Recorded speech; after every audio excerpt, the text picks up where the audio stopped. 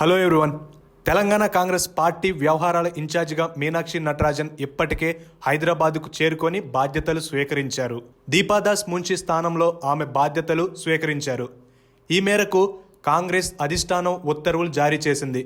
రాహుల్ గాంధీ టీంలో కీలకంగా ఉన్న ఆమె తెలంగాణ కాంగ్రెస్ కార్యకలాపాలను పర్యవేక్షించనున్నారు.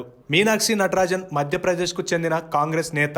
పార్టీ కింది స్థాయిలో పనిచేస్తూ ఎన్ఎస్యుఐ, యూత్ కాంగ్రెస్, ఏఐసిసి వంటి అనేక విభాగాల్లో కీలక బాధ్యతలు నిర్వహించారు. 2009 లోక్సభ ఎన్నికల్లో మధ్యప్రదేశ్లోని మందసౌర్ నుంచి ఎంపీగా గెలిచారు.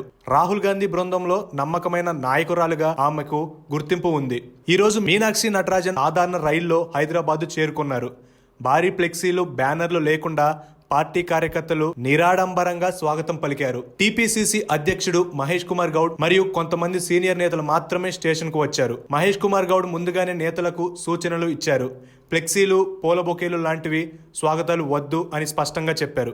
ఇవన్నీ చూసిన కొంతమందికి ఆశ్చర్యం కలిగిన ఇదే నిజమైన ప్రజా రాజకీయమని అనిపించేలా ఉంది. ఇతర రాజకీయ నాయకుల్లా లక్షల రూపాయలు ఖర్చు చేసి విలాసవంతమైన ఇంటిని అద్దెకు తీసుకోవడం బదులుగా మీనాక్షి నటరాజన్ ప్రభుత్వ క్వార్టర్స్లోనే ఉండాలని నిర్ణయించుకున్నారు.